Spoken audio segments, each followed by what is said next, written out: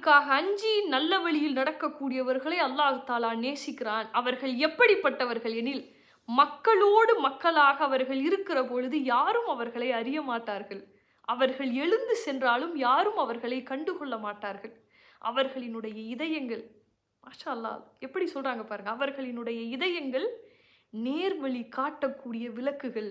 எப்படிப்பட்ட கவலைகள் வந்தாலும் அந்த கவலையிலிருந்து அவர்கள் வெற்றி கொள்வார்கள். அல்லாஹ் அக்பர். இந்த செய்தி நூல் ஹாக்கிம்ல இருக்கு. அல்லாஹ் அக்பர். அல்லாஹ் தஆலா எல்லாமே கொடுத்து சில பேரை சோதிப்பான். எதுவுமே கொடுக்காமல சில பேரை சோதிப்பான். இந்த கொடுக்காம சோதிக்கிறது அப்படிங்கிறது ஒரு வகை. ஆனா கொடுத்து சோதிக்கிறது அப்படின்னு இருக்கு பாருங்க. அது ரொம்ப கஷ்டமான ஒரு விஷயம்.